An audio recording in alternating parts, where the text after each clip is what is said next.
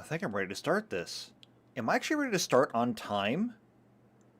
No, no, no, no. There's no way I'm ready to start on time. I gotta be missing something. What am I missing? That's set, that's set, that's set. Music. No, I'm actually like ready to start this. I'm on time. Not sure how I feel about this. It feels weird and wrong. But I mean, here we are. So, I guess we just get into it. Man, who'd have thought? On time for a stream. So we'll make this go away. And we will go ahead and get underway for this. So, hello! Shadowcat back, and today we're going to be revisiting a direct message that I did long time ago, where I want to talk about fascism. And I think that we should start by kind of touching upon what I covered the last time. When I covered fascism the last time, I did it with the intent that fascism is something that comes up a lot. You listen to the news, and no matter which side of the news you're listening to, both sides are called, both political parties, at least in the US, and I'm sure this goes on in much of the Western world, they like to call each other fascists, or authoritarians, or totalitarians, or, you know, just basically they like to demonize each other. And while I am, you know, I'm on board for it. I mean, let the trains crash and go down in flames. Sure, that's great and all. What bothers me is when everyone is trying to paint each other as a certain thing, but nobody actually knows what the thing is. And I see that JP is in the chat. Hello, JP. Good to see you. So that is why I did my video on fascism to begin with, because if we're going to discuss a thing, we should at least be able to agree on what the thing is. Now, ironically enough, I'm kind of in the same boat there, because my definition of fascism is different from pretty much everybody else's, which can only mean one thing. Either I'm wrong and everybody else is right, or everybody else is wrong and I'm right. Of course, there's also the option that, you know, we could all be wrong, but I like the second option better because I'm right and everybody else is wrong. Might be a little narcissistic, but yeah, whatever. At any rate, though, when I discussed it, I thought about what is it that makes fascism different from other things, because we have had totalitarian dictatorships and authoritarian emperors and everything else going back as far back as we can count in human history.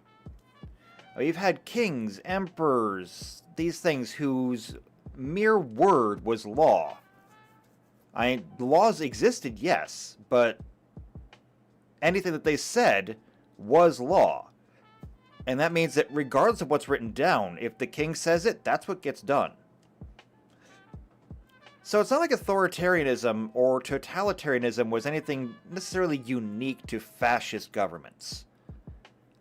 And I even went so far as to talk to ChatGPT. And I tried to do a little bit of research that way.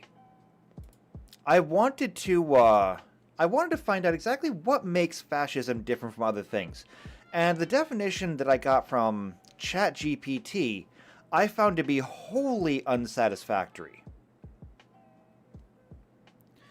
And so when I asked it, you know, if it could define what is fascism, here's what it told me.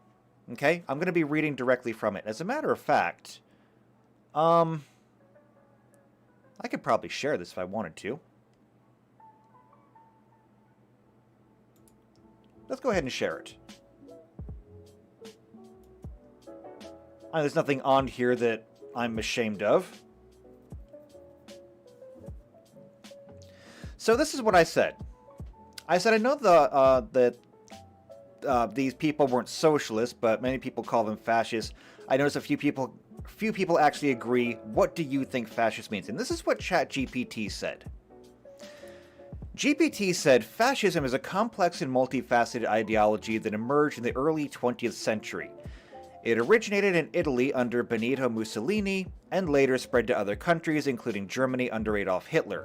While there isn't a universally agreed upon definition of fascism, there are some common characteristics and themes associated with it. Here's a general understanding of what fascism entails. And I see that Blizz is in the chat. Hello, Blizz. Why did I wave to the screen? I literally waved to the screen, and it's like... The people on the other side of the screen can't see me. I'm literally that one guy from the Game Grumps. The TV can't hear you. Anyway, it says, number 1, authoritarianism. Fascist regimes are characterized by a strong centralized power and hierarchical structure, with an authoritative leader at the top who holds significant control over the state and institutions. Individual liberties and democratic processes are often curtailed or suppressed. Now again, as I just said, I disagree with this. While I will give you that authoritarianism is present in any fascist government, it's not exclusive to them. And what I'm really looking for here is what makes fascism different than, say, a feudal lordship or an empire? Okay, what makes it different? Nationalism. Fascism promotes a strong sense of national identity, often emphasizing the superiority of the nation or a particular ethnic or racial group. It seeks to restore or revive a perceived glorious past and emphasizes the nation's interests above all else. Alright, I'll give you that one, but that doesn't belong to fascism. Because if we're going to go with that one, the British Empire would have been the first fascist nation. Let's see. Strongly promotes a sense of national identity? You want to go back to the colonial times and try to tell a British person that they're not really British? No, I don't think you want to do that. Especially if they're wearing a red coat. No. That's a recipe for a bad day. Emphasizing the superiority of the nation or a particular ethnic or racial group, do we even need to go into what they did in Africa and China?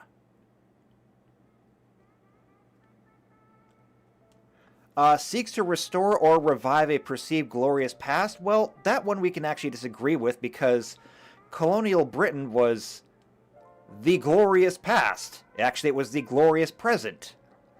So, nationalism? Yeah, we can't... That doesn't belong to fascism alone. Totalitarianism. Number 3. Fascist regimes aim to control and regiment all aspects of society, including politics, the economy, culture, and education. They seek to create a homogeneous society where individual interests are subordinated to the goals of the state. Don't tell the the Soviets that. I think they might have been a little bit fascist. Also, the Soviets might get really, really upset if you called them fascist. Seriously, totalitarianism is not exclusive to a fascist nation. So that's going off the list. Militarism. Number 4.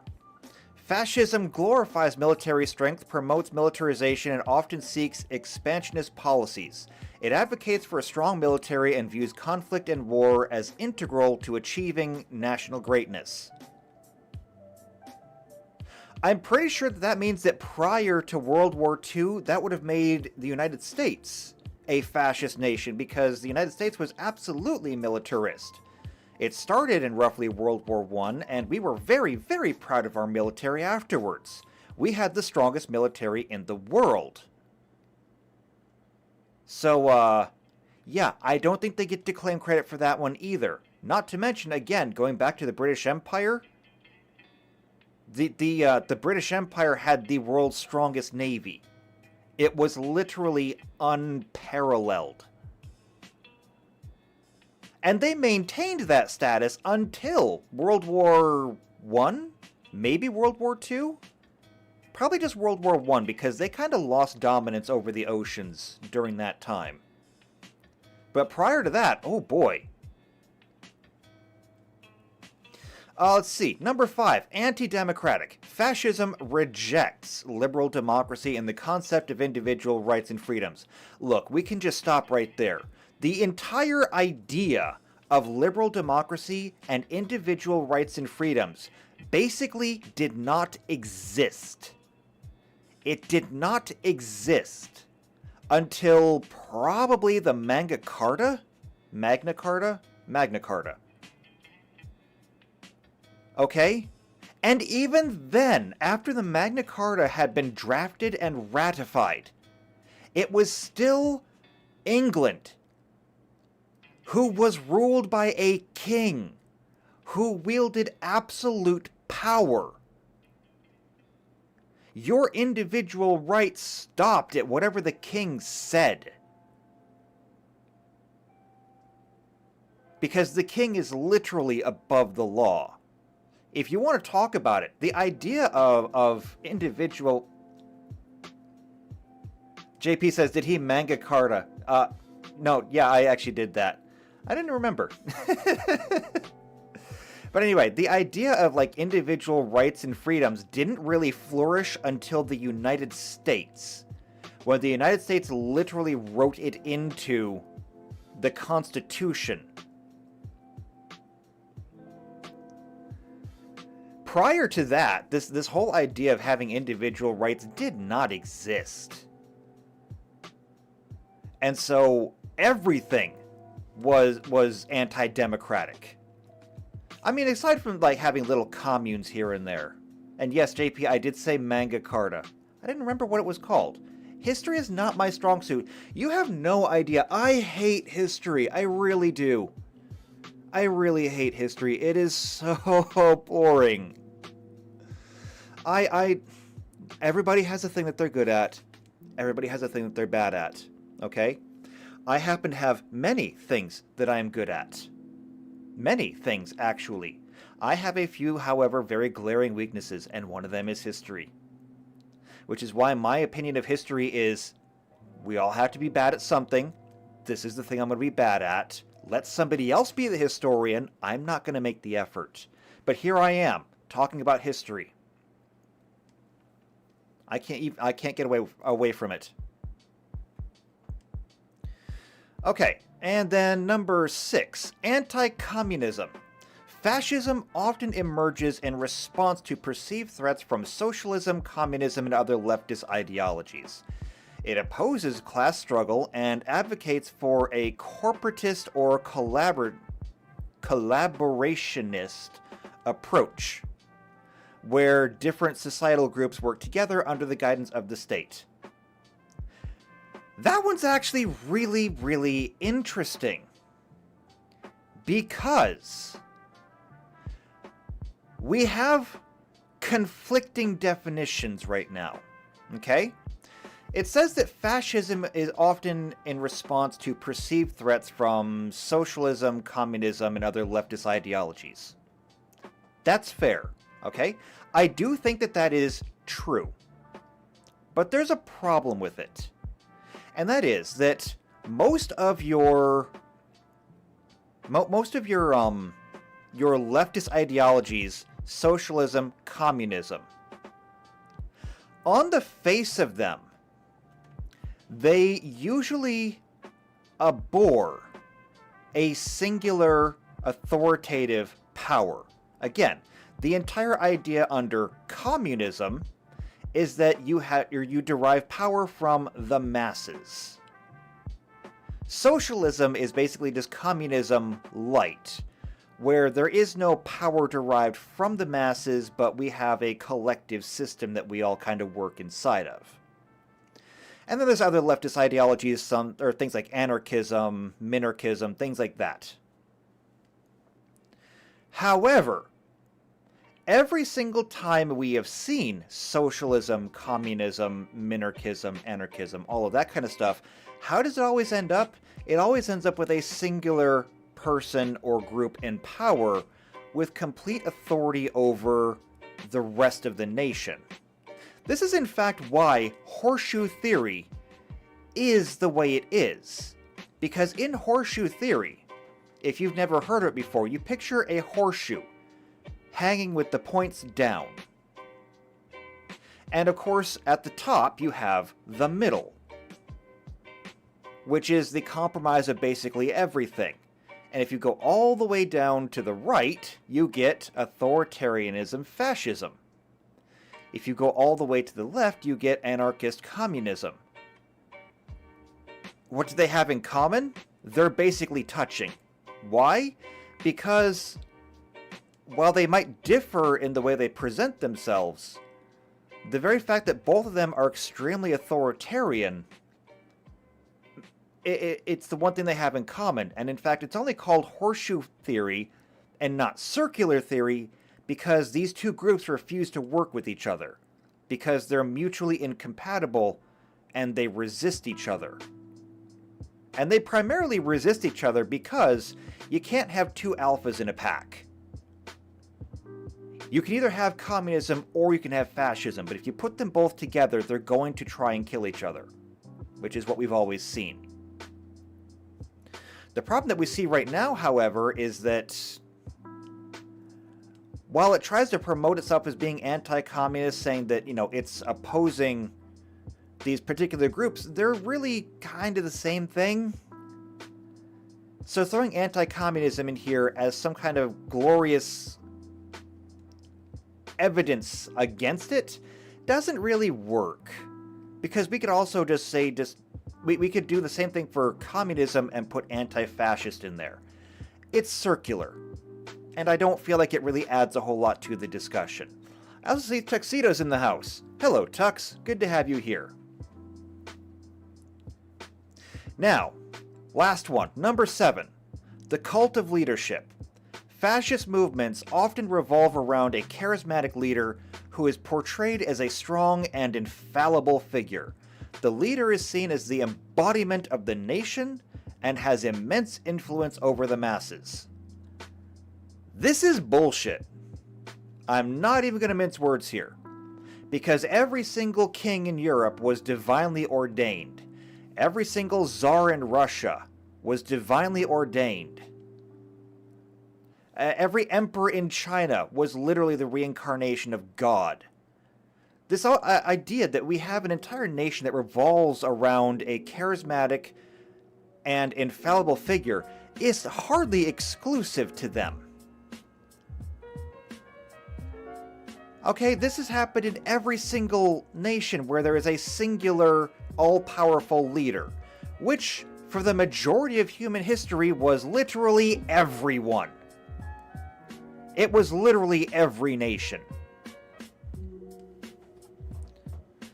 So here we go. This is what they define fascism is.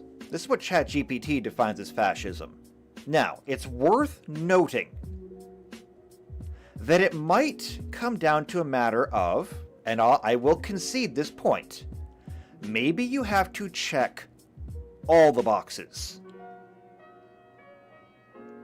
Okay? It's kind of like saying that a cake is made up of water, oil, egg, flour, sugar, yeast, and baking soda. And with all of those things together, you have a cake. But if you were to take one out, would you still have a cake? And I would argue that, depending on what it is you took out, actually, yeah, you would. And anybody who's ever screwed up baking a cake because they left something out knows that it's not going to be the best cake you've ever made, but it is still a cake. It might be flat, it might be misshapen, it might have the wrong texture, but technically it's edible. And so even if you were to take one of these things out, does it still make it fascist? Or more to the point, did none of these even matter, and we haven't even hit on the proper definition at all? And that's where I want to come in, because I don't think that this really explains fascism at all, and this is where I want to go back to where I did my previous discussion, and then I want to build more upon that with what's going on in the world right now. Because you have the list in front of you right here, okay? You can read it for yourself. The one thing that I think that is kind of missing off of here, and they come close. They come close, and they especially come close up here under authoritarianism. Because the authoritarian leader holds significant control over the state and its institutions. Okay? As well as down here under totalitarianism, so all aspects of society including politics, economy, culture, and education. Specifically, right here. Right there. I think that the reason, or what makes fascism different from everything else, and I'm holding up a finger, and I don't know why I'm holding up a finger. I'm not on camera. Someday, maybe. I need parts. But anyway, that one right there. See, totalitarianism wants to have control over all aspects of society. Okay? Including politics. Every single party nation in the world has had control over politics. Over the economy. Every socialist nation, every communist nation, every authoritarian nation has had control over the economy in history. Over education, same thing. But, what about culture? See, we had the British Empire.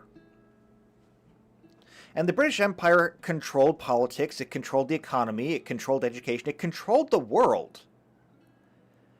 But did they control culture? Now, it depends on what part of British history you're looking back at, or what part of English history you're looking back at. It is true that in different parts, it would have been considered blasphemy to speak up against the king, and it would have been punishable by death. But that wasn't always true. After all, the peasants were generally allowed to do and say whatever they wanted, so long as they did and said what they did while serving the crown. The king did not care what you said while you were out working the fields, so long as the king got his tithe after the fields were reaped. It's similar in other places, where, like in Russia, many people did not like the czars, and there was really nothing they could do about it. They just kind of accepted that, yes, hold on, almost sneezed. That yes, people didn't like the czars, people were unhappy, people were miserable, but unless they were revolting, it didn't really matter. Every once in a while, they would take somebody to make an example of them and try to enforce that culture, but they had limited resources. The same thing was true in China. After all the different, what were they called? Principalities? Provinces? I forget, but after China was unified under a single emperor. Yes, it was still, punishable to publicly come out and try to revolt against the emperor, but everybody knew that there was dissent out there, and you couldn't stop all of it, so they didn't really try. They would make examples out of people who got, too uppity, and that was about it. But what makes fascism different? Not only does fascism encompass all of these things, but fascism seeks to enforce its culture. To the point where it actually makes an effort to go out and seek those who are actively rebelling against or simply refusing to follow the culture. And for this, I actually do want to refer to my notes. Because I did actually do a little bit of research. Not enough research, but I did a little bit.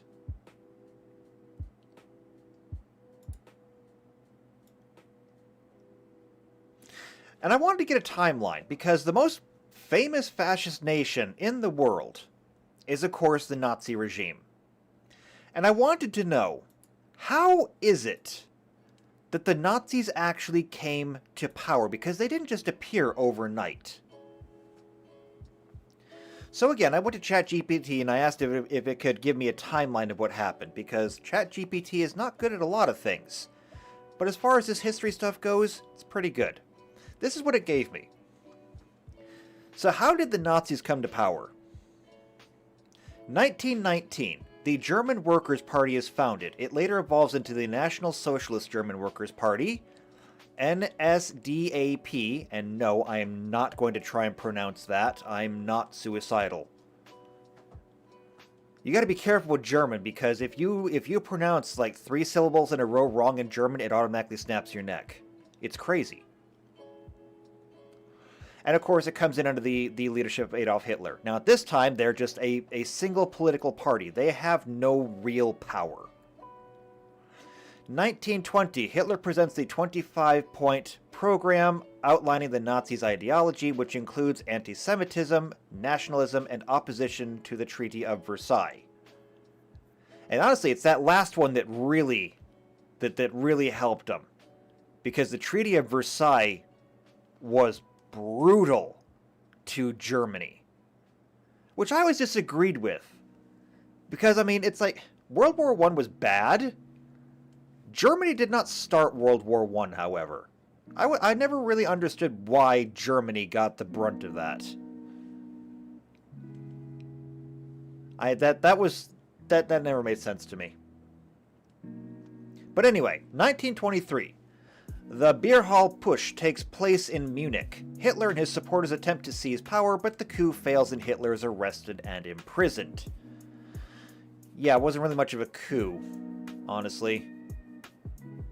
1924, Hitler writes Mein Kampf while in prison, outlining his political ideology and strategies for Nazi Party growth. And we still have that book around today. Somewhere in the later 20s, or rather throughout the later 20s, the Nazi Party gains power through propaganda campaigns, public rallies, recruitment efforts. He focuses on appealing to disaffected veterans, the unemployed, and those disillusioned with the political and economic situation in Germany, which again, because of the Treaty of Versailles, there was significant economic strife. 1930s. And I'm going to be honest with you, this actually came as a surprise to me. See, I'm in the US, and we learn a little bit about the Great Depression. We never cover it extensively in schools, and that's when I was in school. That was 20 years ago. Nowadays, I don't know what they're teaching, if anything, about the Great Depression. But I was unaware about the global ramifications of the Great Depression. Apparently, when it hit, Great Depression meant great, as in it impacted the entire world.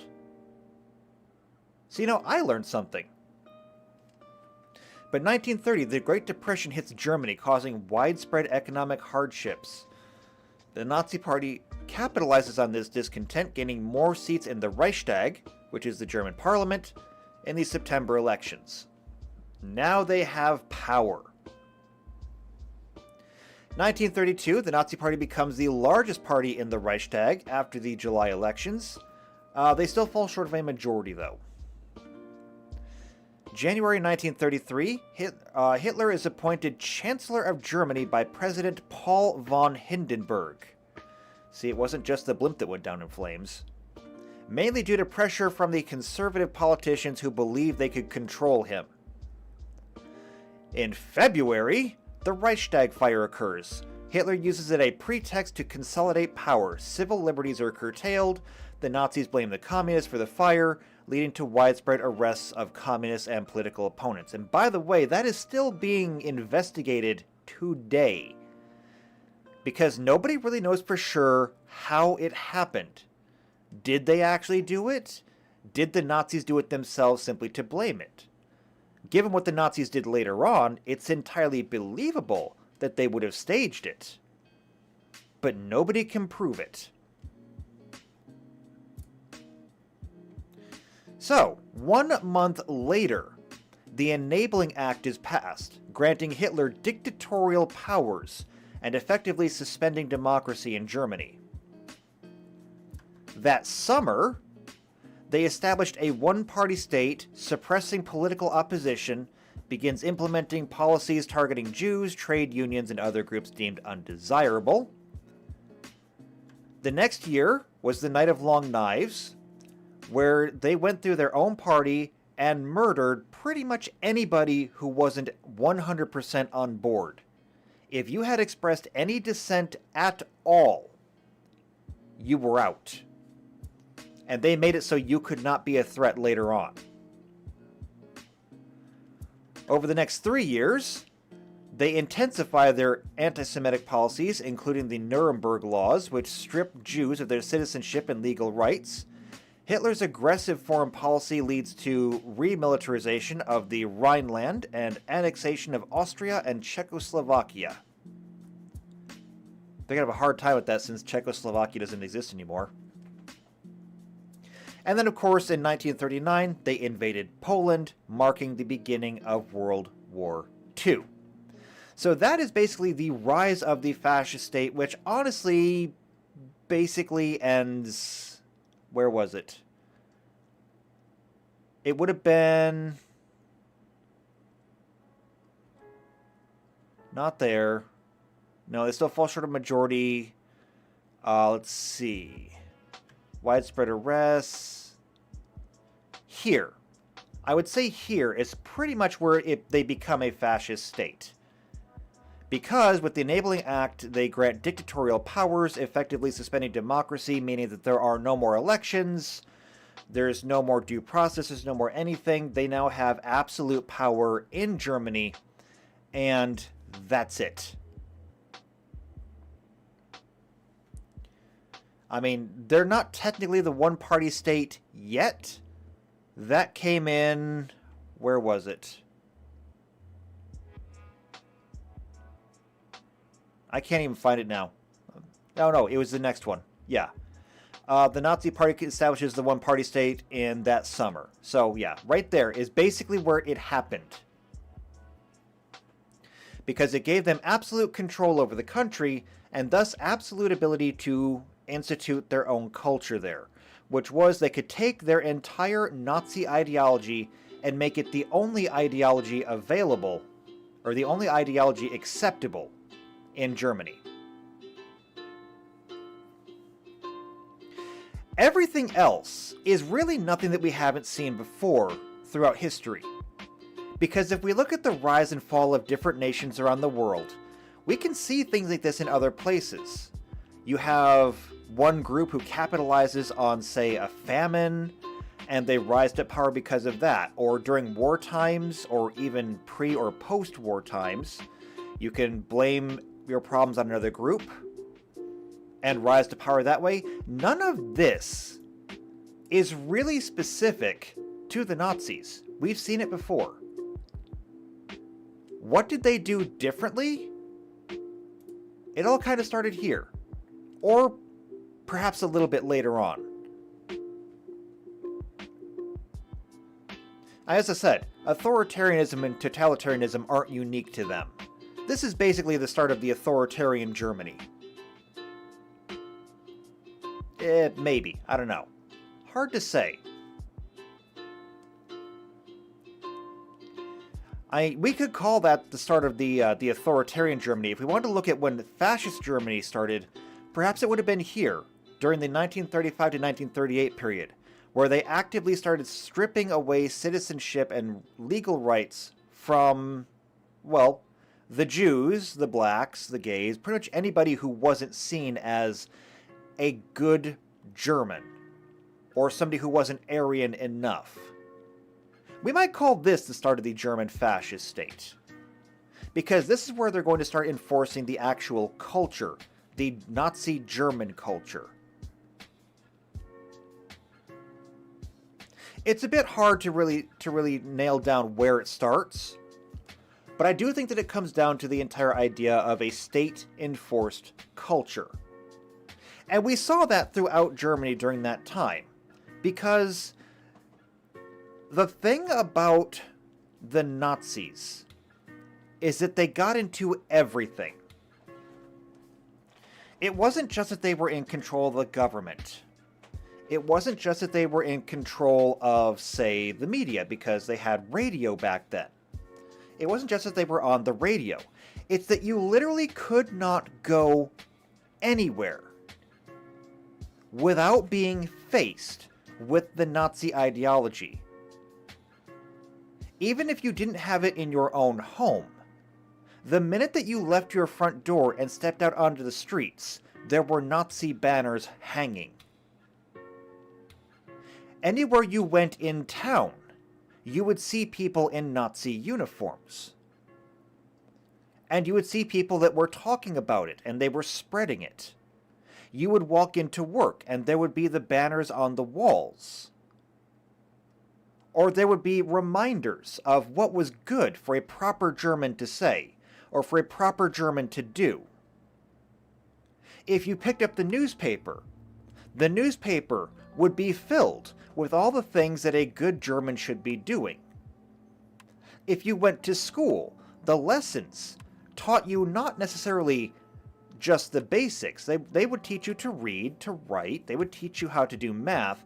They would also teach you what a proper German was and how to be a proper German, according to, of course, the Nazis. And this is why I say that what makes fascism different from other governments is that state-enforced culture. You saw many of these things in other regimes. Like, you would accept that if you were living in China under the emperor, that the emperor was divine. Now, what did that mean? That meant that the emperor was due a certain amount of respect every day. Sure.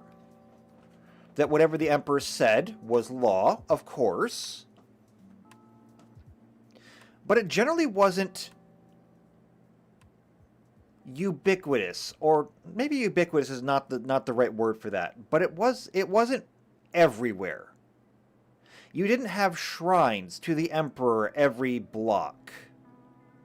You didn't have people who were telling you that you needed to worship the emperor every block. It was part of the accepted society, but it wasn't enforced. Now, we can determine whether or not that's because it didn't need to be enforced or not. I don't know. I can't say. But it wasn't being enforced. Similarly, when we look at places like, say, the Soviet Union, while any dissent against, say, Stalin, any dissent would have been punished severely. There was not, as far as I remember, and I could be wrong, you can correct me in the comment or in the chat if you want to. I do not recall there being a huge push to make sure that everybody was doing as they said. Now, there were certain pushes, like they had things like quotas that had to be met. When it came to things like the 5-year plans, where Stalin said that we have a goal to meet and we need these quotas to make it happen, those were absolutely in place. You had quotas to meet, and they didn't really care how you met them. But that wasn't necessarily a cultural thing, that was more of an economic thing.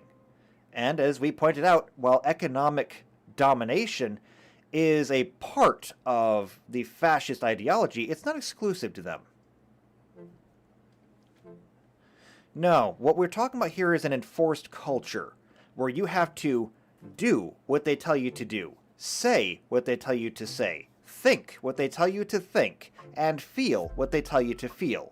This is something that is unique to fascist governments around the world, and I can give you a better example, or a modern example of it, and that is if we go to North Korea. Now, North Korea will call themselves whatever they want. I believe they call themselves the Democratic People's Republic of Korea, the DPRK. Obviously, there is nothing democratic about it, and we all know that. The entire world knows that, and the fact that they continue to keep this up is... I don't know what it is. Maybe they think we're stupid. I don't know. But if you listen to some of the stories that come out of North Korea, they will all tell you the same thing. Number one, Kim Jong-un, I believe. I think Kim Jong-il was the father. I think it's Kim Jong-un right now. Is the glorious divine leader. Okay? His word is law. Anywhere you go, you will see tribute to him. His name, his face, his banners, his statues, all of it. He is omnipresent. You literally cannot go outside without seeing him, hearing him, whatever. And I see that Flame is in the chat. Hello, Flame. In North Korea, even when you go home, every home is mandated to have a picture of Kim Jong-un. It is also mandated to have a radio. The radio does not turn off, and the radio only broadcasts receives one station, which is from the government, and it is nothing but propaganda from the government, telling you everything he's done that is wonderful, and telling you everything you need to do to be a good Korean. This is a state-enforced culture. You are not allowed to believe different, to think different, to feel different. And, on top of that, they have people who will come through and make sure of it. Similarly to what we're looking at here, where after the Night of Long Knives, the Germans managed to, and if I can remember this right, they established two groups. One of them was the Gestapo, which was basically a party police. They became, I believe, the general police later on, because they were the only police left. And let's see if I can remember this. The Schustaffel? Am I pronouncing that right? I hope I'm pronouncing that right. I think it's the Schustaffel. My German is not very good.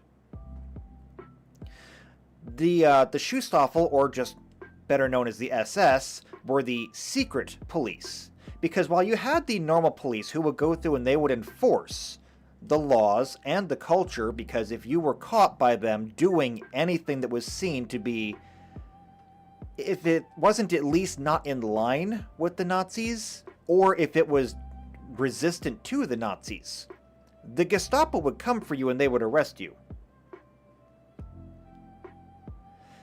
The Schustaffel would actively go out and look for people. See, they would be invisible. They would be able to blend into the regular population, and they would seek out people. They would ask questions. They would try to lead people into doing things that would be considered disloyal.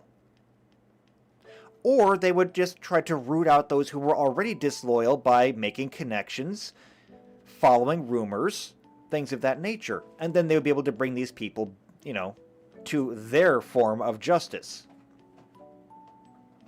We see the same thing happening in North Korea, where you have informants everywhere who will mention to the police if somebody is not being loyal to the party, to Kim Jong-un. I've heard a story out of North Korea where it said that anything that you come across belongs to the state. That means that even though the population is starving, if you were to come across, say, roadkill, and you wanted to eat that roadkill, it is illegal to eat the roadkill. The proper action would be to take the roadkill that you feel is edible and then deliver it to the state. And then the state would apportion you what they believe you are due, if you are due anything at all. And people will inform on you if they see you cooking something, or they smell something as they walk by your house. That can simply be enough. If they can smell food inside your house, that may be enough for them to inform on you, and to have the North Korean police come and investigate you. The same thing was happening in Nazi Germany, because this is an aspect of fascism. It's strict enforcement of the culture. And this is something that we do not see in other forms of government. No king ever devoted those kind of resources to trying to track down any dissidents. You did see it a little bit in communism, but again, we come back to the horseshoe theory. The only reason that communists and fascists were really different is because they didn't like each other. Neither one of them could tolerate the other to be in power.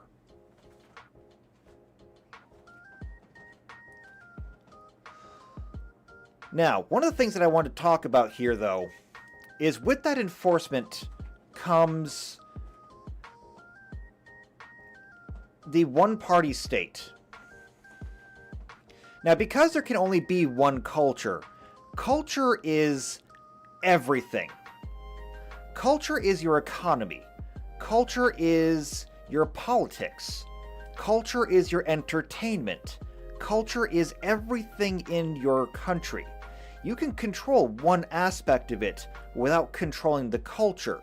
But by controlling the culture, you can then control everything at once.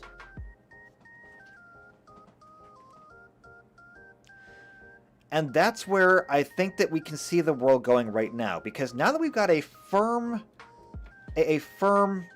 handle on what fascism is, at least according to me, I think now we can expand further on that into where we see it in the world, where we see shades of it or where we see it growing. And because of this, and the entire reason why I wanted to revisit this, is because something happened this week in the US. Can anybody guess what it is that happened in the US this week that might have been slightly politically, important? And I'll give you a hint. It comes down to... Where was it?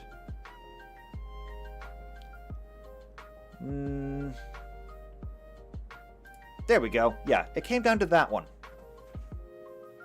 So there's your hint. Anybody want to take a wild guess at where I'm going with this one while I get a drink? I got orange juice.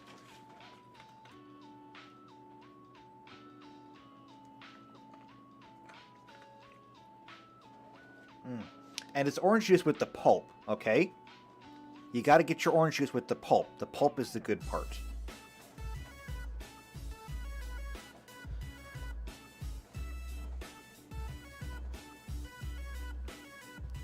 JP says he did nothing. Well, that sounds suspicious. We're going to have to investigate that.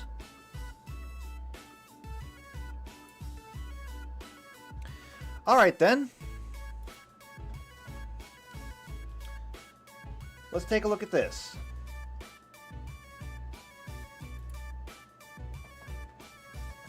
So this is from CNN, and in case you haven't been paying attention to US politics lately, which I have been informed is basically impossible,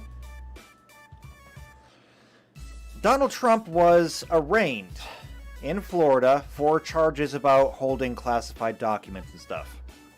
Now, this, of course, is not the first one for him. He's already been indicted and arraigned in New York over other things, basically paying his lawyer and things that his lawyer did. Well, Trump is being arraigned for that. He was just arraigned in Florida over this, and he has further charges coming in the state of Georgia, I believe, as well as in the District of Columbia. At any rate,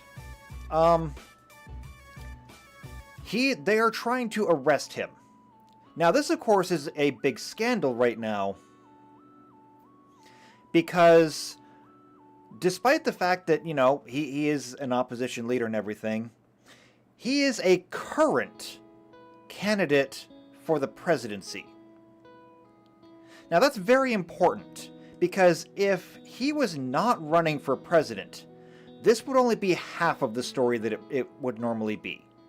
You're right. JP says you just cannot get through a news cycle without that guy. I know. But if he wasn't running for president, like I said, it would not be a big enough story. This is a big story because if he is arrested, if they actually do put him in prison, and the odds of it are very small, I think, but if they do, it will involve the Democrat-led government of the United States having arrested the Republican front leader, on charges that even other Democrats right now are admitting are dubious at best, and putting him in prison. And by the way, just for this one alone, with the whole classified documents thing, they're trying to put him away for something like 700 years, I think. Maybe it's 400 years. Either way, it's multiple lifetimes.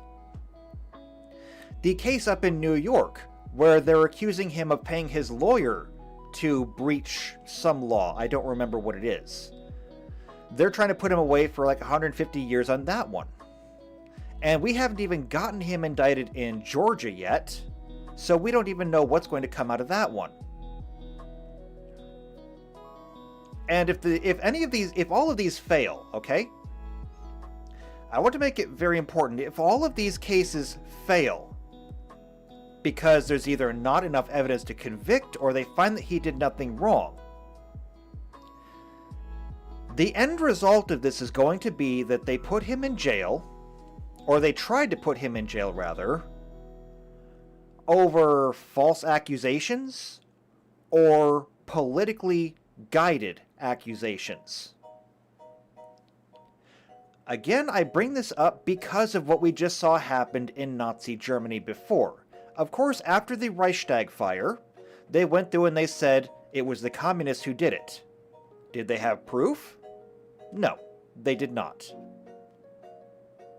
They had some accusations, they had a few witnesses who were willing to say that they saw somebody do something, but by and large, they just, since the Nazis controlled the majority in the government, and they had control in the courts, and they had a significant ground presence within the people, they were able to put away their political enemies with basically nothing.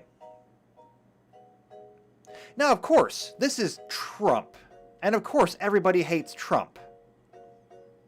Well, at least everybody on the left hates Trump.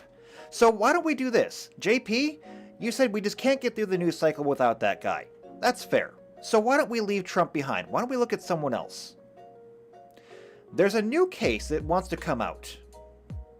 And this is more significant. Let's take a look at this. Now, unfortunately, we have to look at this stupid thing in the middle of the screen because I'm not going to allow ads for the LA Times. Screw these people. And I'm not going to pay them for it either. All I really need is the headline, okay? And you can read it here yourself. The governor of California, Gavin Newsom, threatens the governor of Florida, Ron DeSantis, with kidnapping charges after migrants have been flown into Sacramento. Now, if you haven't heard about this, I don't blame you because it's not really much of a story, but allow me to catch you up on it. The United States right now is in a bit of a crisis. It's in a bit of a crisis because the southern border of the US is basically non-existent.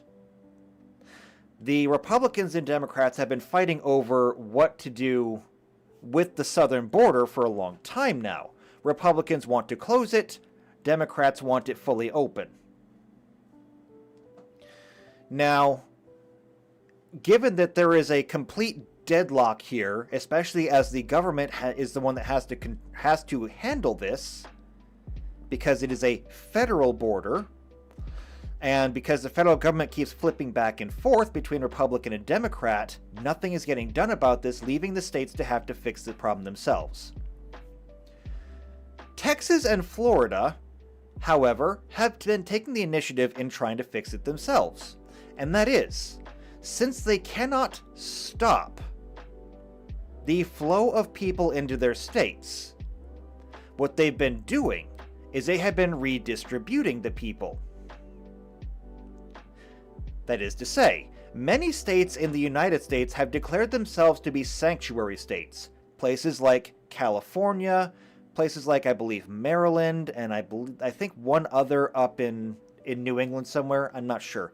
But there are multiple sanctuary states where the states have come out and said, the governor and the legislature have said, we refuse to enforce what we believe is a bad law. That bad law being United States immigration law. Since they said that we're not going to enforce it, we will take all migrants. Texas and Florida have said, okay, we'll take you up on that. And what they've been doing is they have been putting migrants on buses and on planes and sending them all over the country to wherever there is a sanctuary area. They will send a bus to California, they will send a plane to Maryland, they will send a caravan of cars to Washington, D.C., because these places have said that they will accept them, and Texas and Florida don't want them. Well, what happened is Florida, because Florida and California are kind of in a conflict with each other, both of these governors absolutely detest each other. To the point where Gavin Newsom is actually making attack ads against Florida, despite the fact that Florida has nothing to do with California. Regardless, DeSantis has been putting migrants onto planes and flying them across the country to Sacramento. For those of you who don't know your U.S. geography, Sacramento is the capital of California. So, any migrants they're getting who want to go to California, and by the way, that is one of the reasons why you can't call this kidnapping. There is no way that they could put all the migrants on planes. There's too many of them. What they're doing is opening up the plane saying, would you like to go to California? Free of charge. And once the plane is full, the plane goes. Gavin Newsom is saying, number one, this is kidnapping. Now, I can't show you the rest of this because it's frozen in this position, but he's saying, number one, this is kidnapping. Number two, this is an act of hostility against California by another state in the Union. An act of hostility by sending the migrants from Florida to California. Now, of course, any normal person would say, but you're a sanctuary state. You literally accept anybody. Doesn't seem to matter.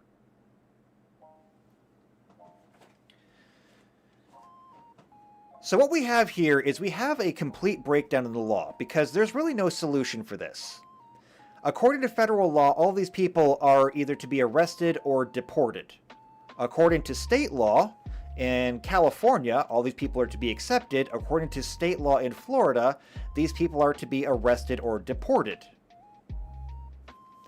We have a breakdown in the law because we have conflicting laws, and so people are resorting to whatever they can do to fix it. Now, I don't actually really want to talk about this, but we needed this as a foundation. Because whatever your opinion on this doesn't really matter. What I want to talk about more is this. Gavin Newsom is expected to, although he hasn't done it yet, he is expected to declare his candidacy for the presidency. Ron DeSantis has already done so. Now, it's still very early. We don't know who's going to win what. It's not even technically primary season yet. Well, I guess it is kind of primary season, but things haven't really gotten started yet. They won't get started until later this year.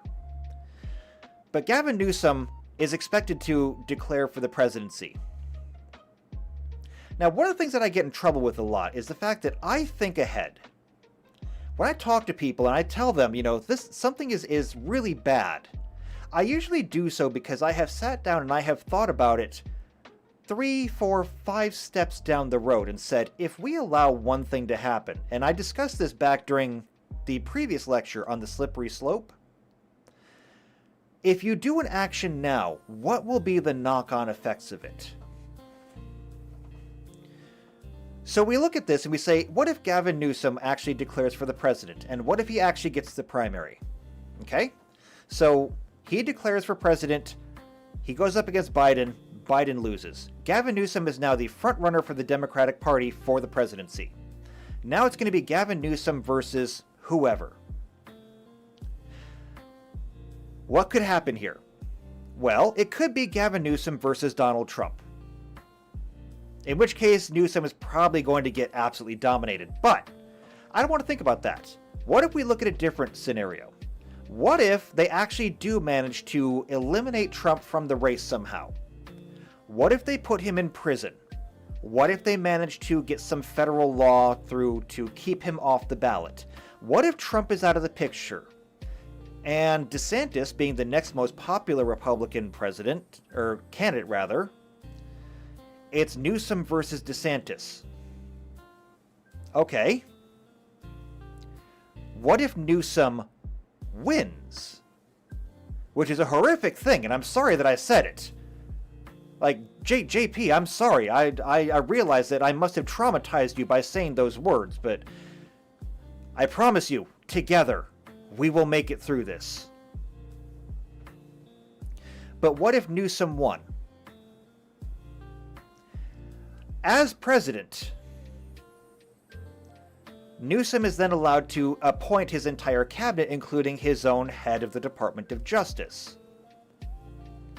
Which he will do regardless. I mean, if he wins, he will get his Department of Justice. Then, with a single order, Newsom comes back and tells his Department of Justice to arrest Ron DeSantis for kidnapping, human trafficking, and I don't even know what you would call hostilities against another state. DeSantis wouldn't just go away after the election was over. He would still be the frontrunner of the party. He wouldn't be able to run until the next election, but he would still be a person of significant prominence. And if Newsom were to come back and have DeSantis arrested, maybe locked up in a nice jail cell next to Trump, well, that's two of the most prominent Republicans arrested and jailed. Who do you go after next then? I guess it depends on who's the Speaker of the House. If, who would it be? McCarthy? If Kevin McCarthy is still the Speaker of the House at that time, maybe have McCarthy arrested. I don't know what he's done, but I'm sure he's done something. The fact is that this could be the slippery slope. If they can arrest Trump, maybe they can arrest DeSantis. If they can arrest DeSantis, maybe they can arrest McCarthy. And if they can arrest all three of them, how many more can they arrest? And what's going to stop them? See, right now, whenever you listen to what they're talking about with Trump, the words that keep coming up with regularity is uncharted territory and unprecedented. The reason why these keep coming up over and over again, and I'm going to go ahead and take this off the screen because I can't stand to look at any more Newsom. That's just awful.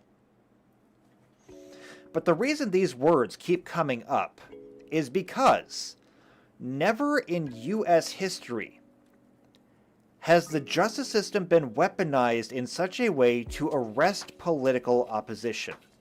It's never been done for the Democrats, it's never been done for the Republicans, and it's never been done for any of these smaller third parties. There's actually always been kind of an unspoken agreement that you don't do this because of the way that it looks.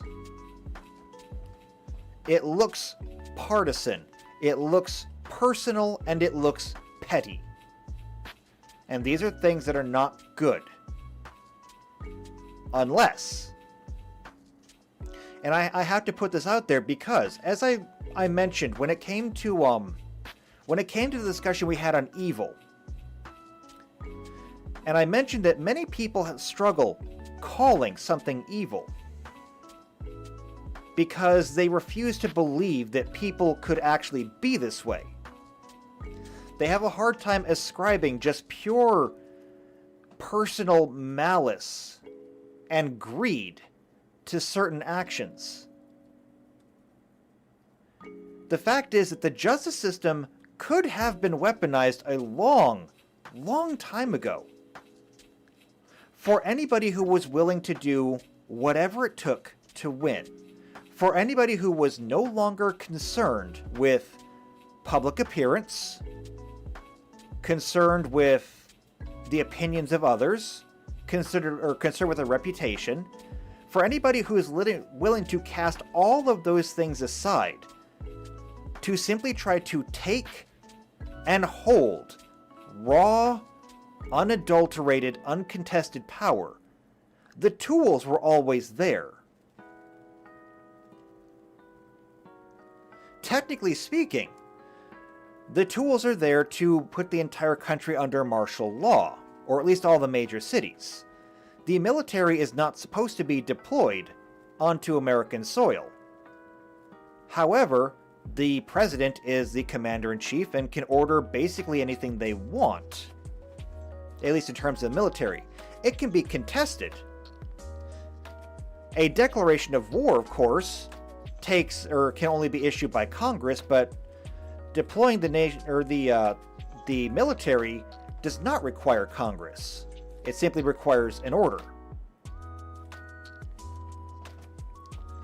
Now, these orders can, of course, be contested. They can be argued about.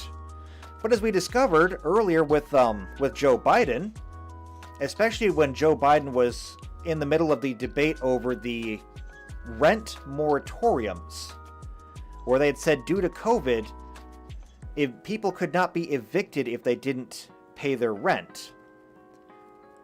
Joe Biden literally came out on camera after that the moratorium had been ruled unlawful, and he said that I'm going to keep it in place. When people asked him why, he said they're going to rule it as unconstitutional again, but I will buy another month of time while they argue about it. Sometimes it doesn't even matter if what you're doing is wrong. All that matters is if you can get away with doing it now. And this really shows where the country has been going for a very long time now. And this isn't specific to one party. It involves both of them. The idea of short-term gains over long-term gains. Because obviously the damage that was done to the Biden administration over that was significant.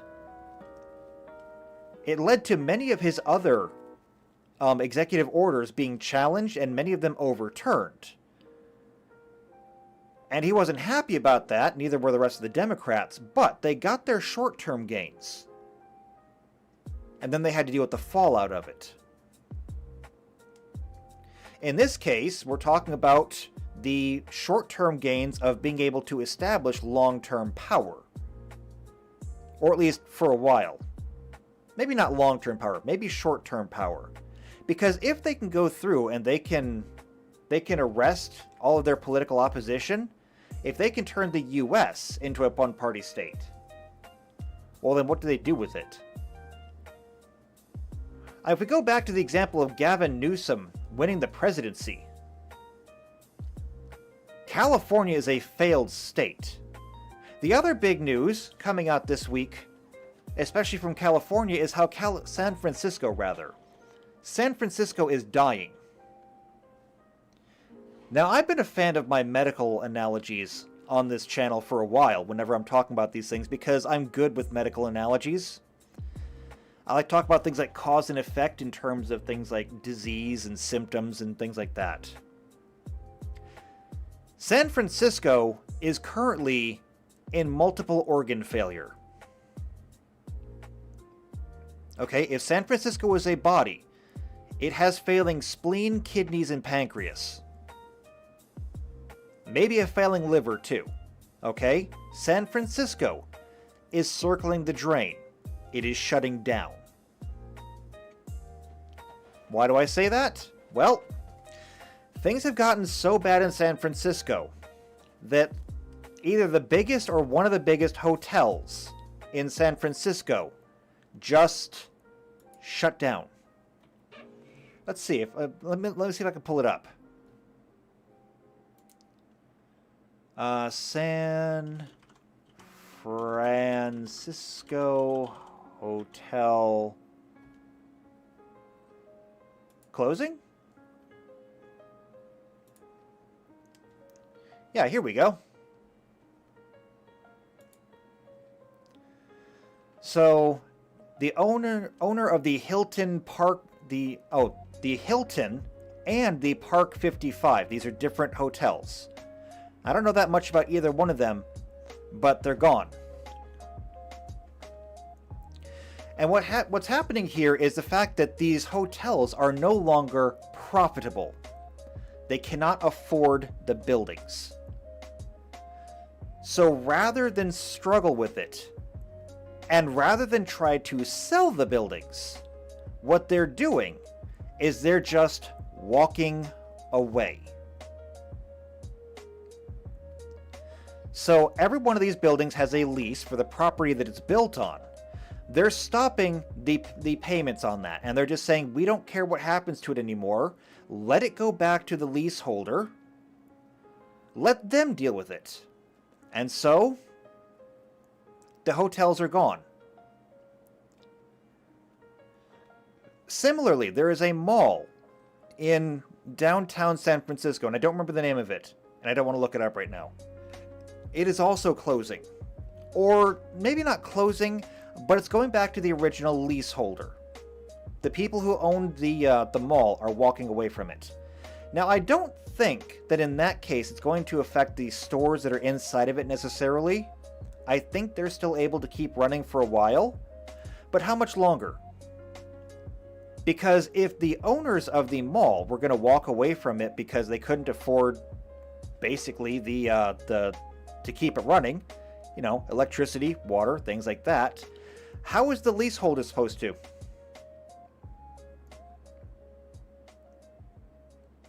I said in a lecture a while back, I asked the question whether we should have sympathy for people when they're the victims of their own consequences. And most people tended to agree with me where we should have either limited or no sympathy for them.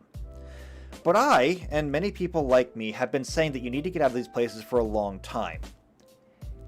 You need to get out of San Francisco, you need to get out of LA, you need to get out of, you know, all of these places. I'm going to go ahead and close that. But you need to get out of all these places because sooner or later, they're going to be dead, okay? Sooner or later, they're either going to be completely dead, they're going to be wastelands, or they're going to become so dangerous, they're unsurvivable. They're basically going to be war zones. And as we said before, well, as I said before, it may be the fact that you're living in a nice little suburb somewhere, and maybe you see the things that are going on downtown. Like we saw downtown when a whole bunch of teens, young adults, people like that, went through several city blocks, torching cars, breaking windows, destroying shops, everything like that. But it wasn't your shop, it wasn't your car, it wasn't your business. And so you just said, I'm fine. And it's like, no, you're not fine. You missed it this time. And if you don't take action now, sooner or later it's going to come to you. And when it comes to you, you're not going to have time. You will not have time to box up all of your possessions and leave. You're not going to have time to go to your bank account and close everything and take your cash out. You won't have time to do anything. You will have time to grab your children, to grab your pets, and to grab whatever you can carry and either load it in the back of the vehicle and drive as far as you can get on a tank of gas. Or if you can't do that, you'll have to grab whatever you can carry on your back and start walking for the Nevada border.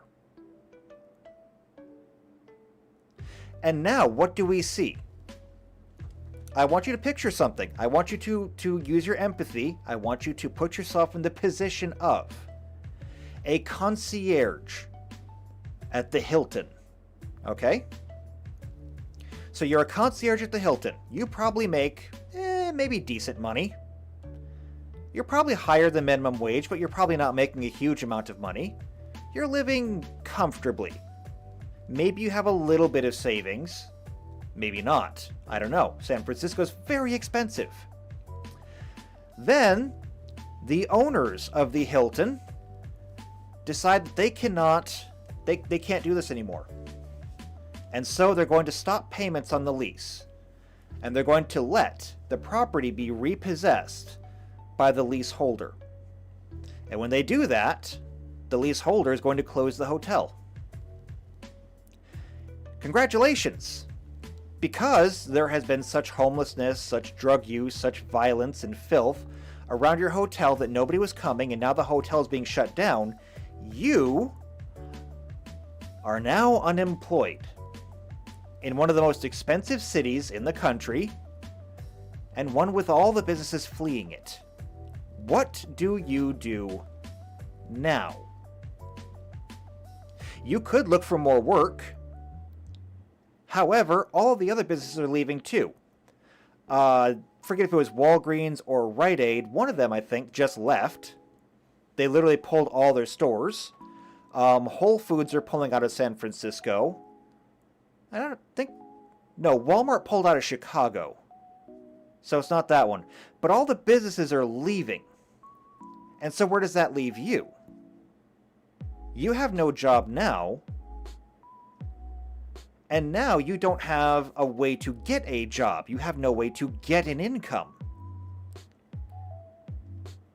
Flame says move somewhere else. That's a good point. Move somewhere else. My counter to that is, how? Moving is a very expensive process if you've never done it before. I've moved twice in my life. The first time, I actually didn't have a whole lot.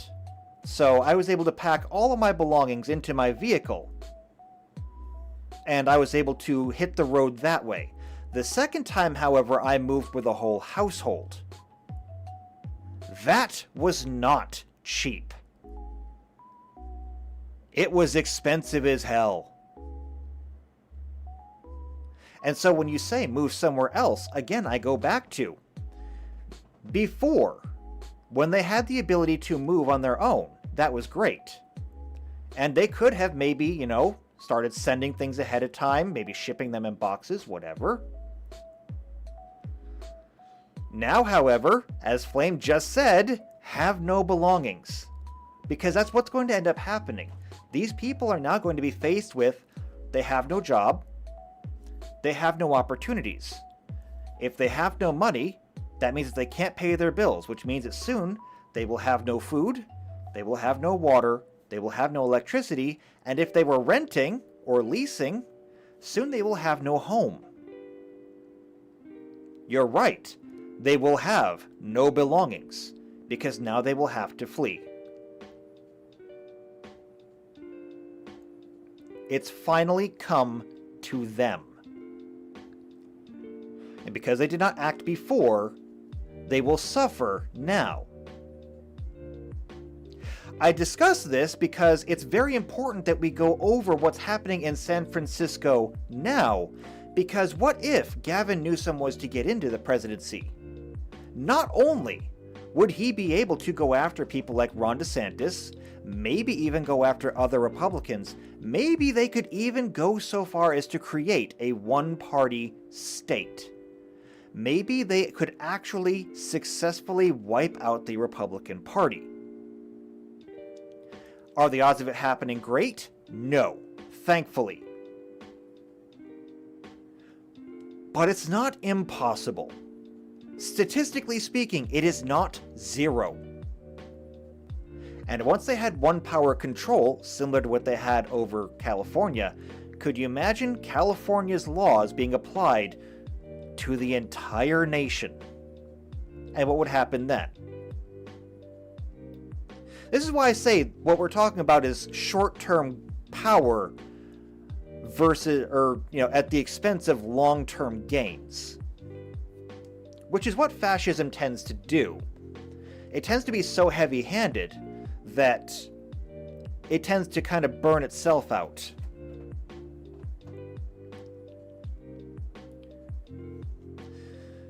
But I wanted to bring up this whole discussion because when we look at the ascension of the Nazi Party in Germany, and we look at the ascension of the latest ascension of the Democrats in the US, there are parallels there.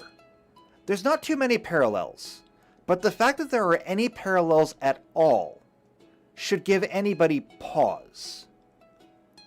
And what I'm a little bit worried about is whether or not we will see those parallels come back should the Republicans gain power. See, as it stands, they're trying to indict Donald Trump. Actually, they have indicted Donald Trump a couple of times. They're trying to have him arrested. Gavin Newsom has said that he wants to have Ron DeSantis arrested. But what if we look at this from the other perspective? What if the Democrats get absolutely crushed? And what if Trump comes in as president? One of the things that Trump has promised to do is he has promised to go after what we call the deep state. That is, all the bureaucrats, all the heads of programs or agencies, all these people that have basically been given lifetime appointments because they don't have to campaign for their position.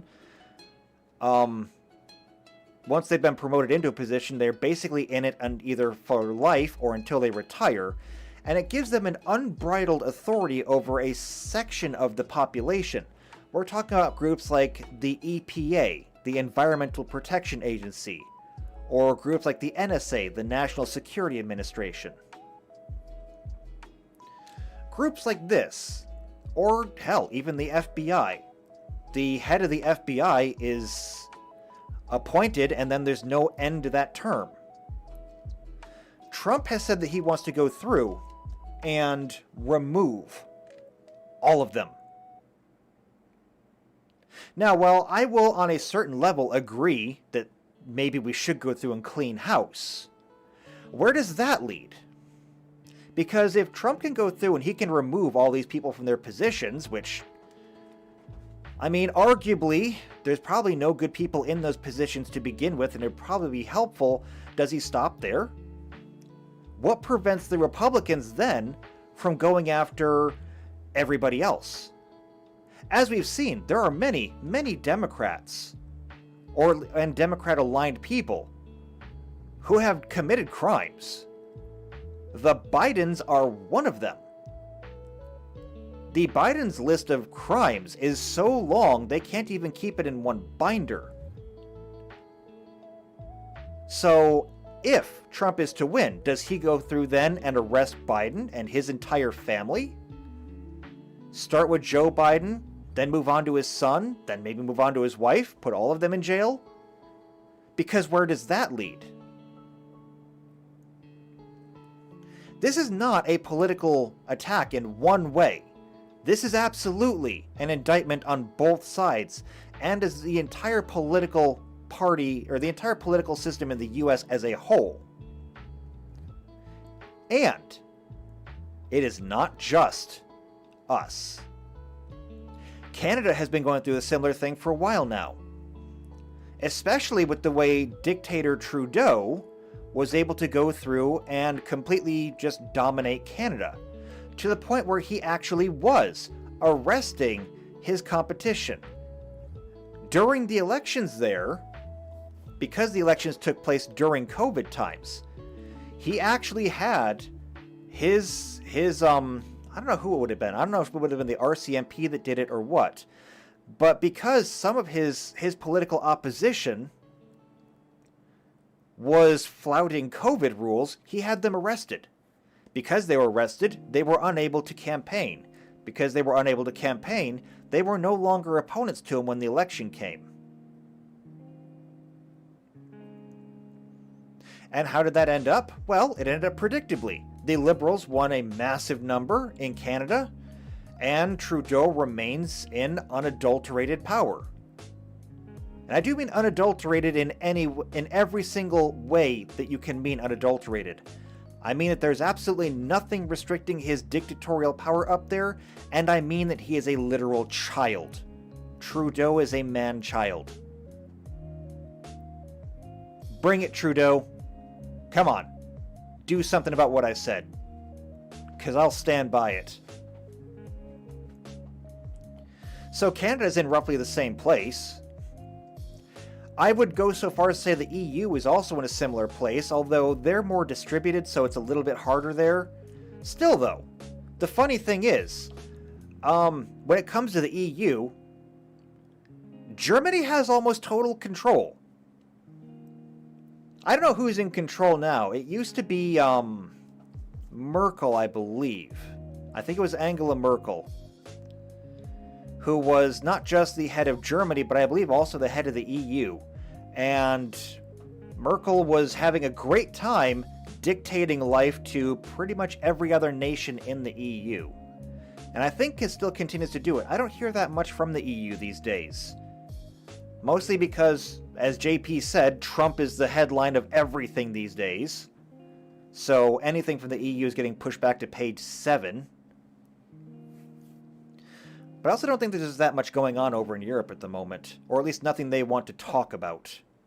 There are things going on in Europe. There are a lot of things going on in Europe. Most of them they don't want to talk about. For example, I heard that recently France has given up combating its migrant problem. They're no longer trying to arrest. They're no longer trying to deport. They're just trying to get out of the way because France has basically surrendered. But no, they don't want to talk about that. The only reason that I even know about that is because I listen to the Lotus Eaters podcast, and you should too if you want to keep up in things going over on the other side of the pond. Unless you're on that side of the pond, and then I guess it's just your side of the pond. Either way, I still recommend listening to them. But they commented on it. And they're the only ones that I've heard say anything about it. So I'm sure there's things going on there, they just don't want to talk about it. But last I heard, Angela Merkel basically held dictatorial power over all the EU. I jokingly called it the Fourth Reich. Like, damn it, Germany, you did it again. And I don't even know how nobody realized they were walking into it, but you did it! You got the Fourth Reich. So I don't have a whole lot of information coming from there. I don't know where it's going from there, but I don't have a good feeling about it. And over in the UK, I actually am not that worried about becoming a fascist state, mostly because they can't get their shit together. The UK is in so much disarray right now that they could not even make a sandwich. They would have to send the ingredients for the sandwich to committee, and then they would argue about what is a sandwich, and somehow we would get back some chicken pasta. I don't know. UK politics is a mess. Which I guess in this case is a good thing. Because where we look everywhere else, what do we see? We see groups that are willing to basically just drop every single pretense for the singular goal of gaining power. And how are they doing it? They're doing it through the fascist control of culture. They're going after their political opponents because their political opponents are dissidents to the culture. They're going after any groups because the groups are rebelling against their culture.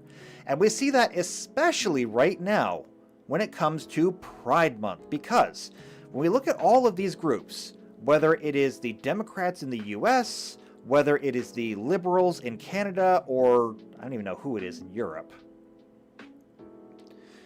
but all of them are very much in support of the whole Pride thing. It is in fact their rallying cry, and it's even their flag.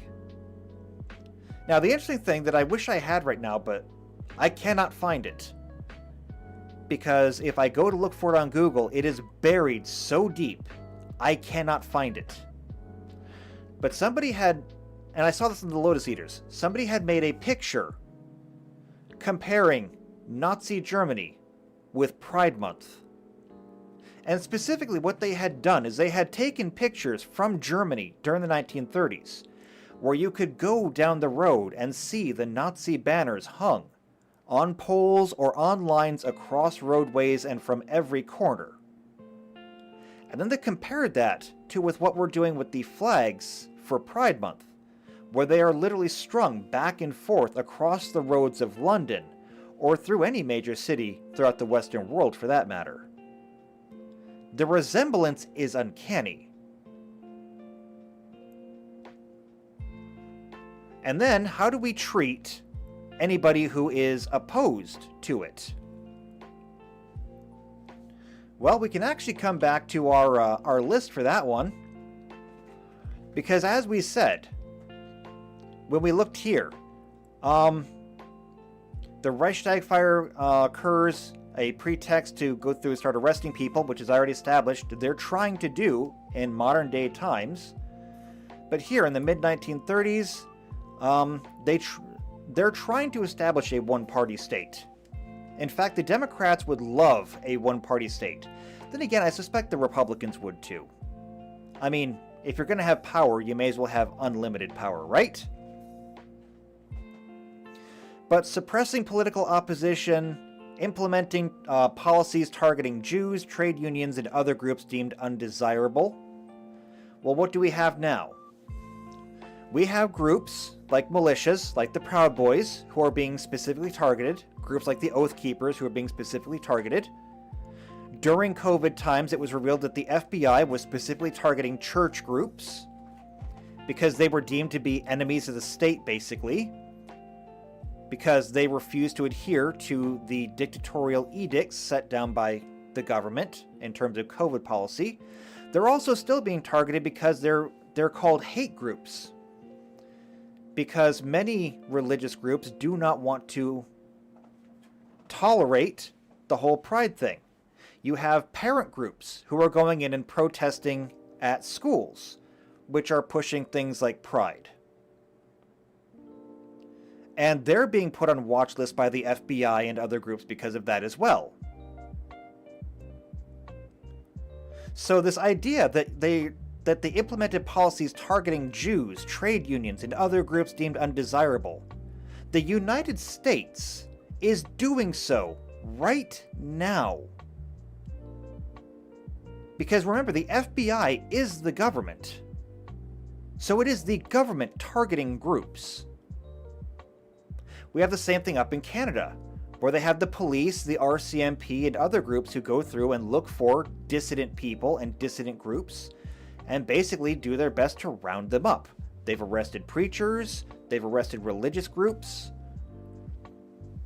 I can't really arrest the militias because Canada doesn't really have militias, but regardless, Canada's been doing the same thing.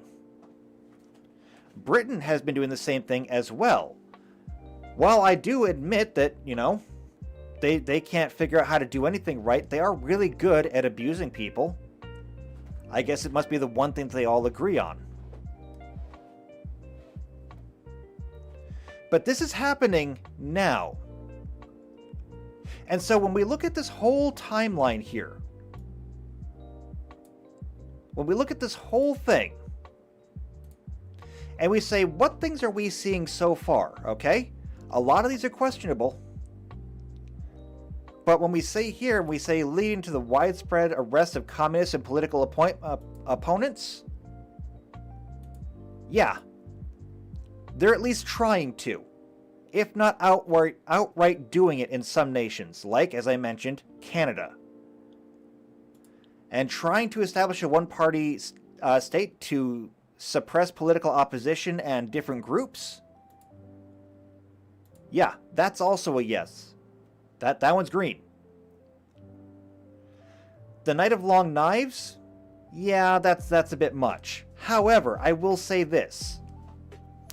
As we established when we were talking about the left and whether progressive leftism is a cult or a religion, we established pretty firmly that they are a religion. But one of the things that really qualified them as a cult, and I don't have that spreadsheet anymore, but one of the things that classified them as a cult is the fact that any dissent inside of a cult is punished. And when it comes to progressive leftism, yeah, they do purge anybody who becomes a rival. If you show any kind of dissidence, you're a potential rival and you are gotten rid of. I'm not going to check this one because it's not necessarily true. The Democrats aren't quite doing that to themselves yet, but yeah. As far as up here, the Reichstag fire, which we already checked in green, but I would go ahead and say January 6th.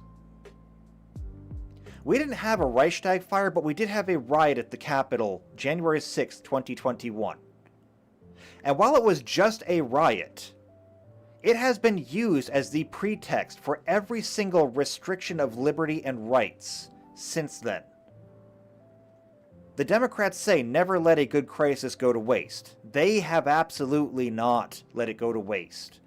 In fact, they're running out of things that they can wring out of it. I could say this one. Adolf Hitler appointed as Chancellor of Germany by President Paul von Hindenburg. Depending on who you want to talk to, Biden was installed by the Democrats. Now, there's a lot of discussions we can have over the elections and all that. However, even if the Democrats won the election legitimately, who the hell put Joe Biden in there?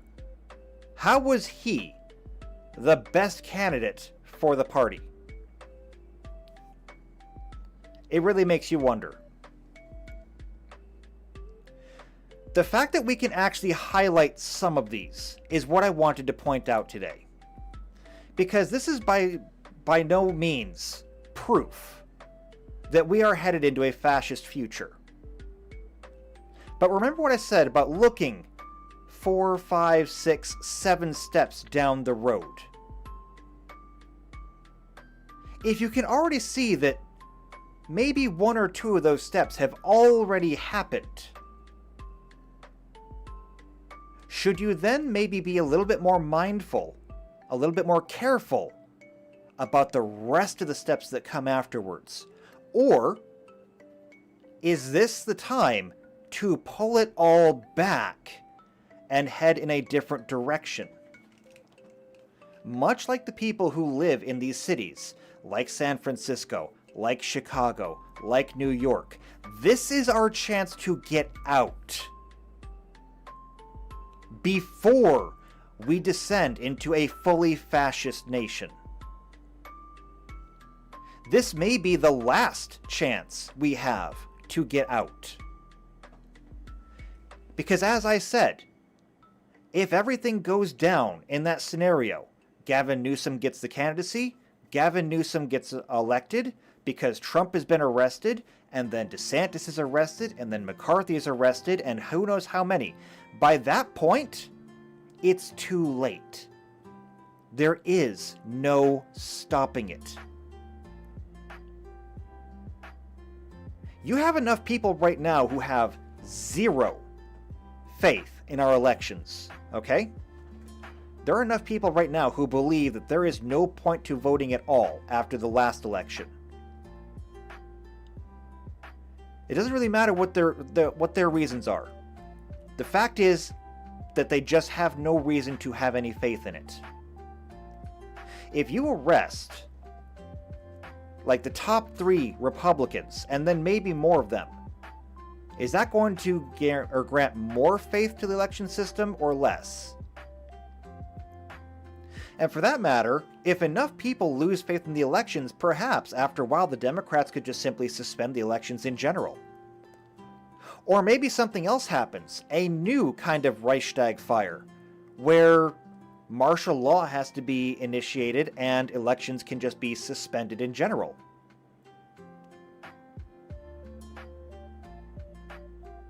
The framework is there. The foundations have been laid.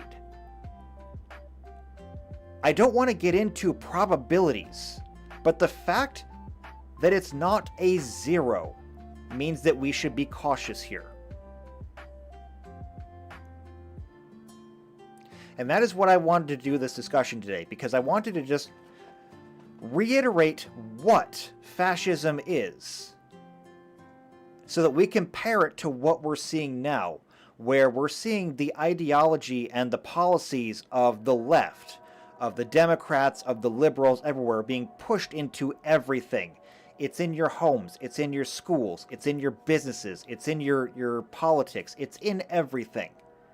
And we can see what they're doing at the governmental level to their political opponents. We are much, much closer to creating a new fascist state than anybody really wants to admit happening. But we're not too late. So this is where you come in. Generally speaking, I will finish these off and say that I don't have a solution. In this case, I do have a solution, and it's really, really simple. It's simply resistance. See, while the political parties might be different across different nations, the ideology remains the same. Mostly because, depending on how conspiratorial you want to get, they're all kind of the same party. They might go by different names depending on where they are in which country, but they all seem to be operating together. Perhaps with the idea that if they can all win, they can all unify into a single massive party in control of a significant portion of the world. Now that's very conspiratorial, and it might be completely wrong, but the fact that they're operating in the same way around the world means that they can all be resisted in the same way around the world. Traditional values is one way. Making sure that you uphold traditional values. Making sure that this thing stays away from children, that it's kept out of schools, that it's kept out of your businesses and out of your home. That anything political stays where it's supposed to be, in the political realm.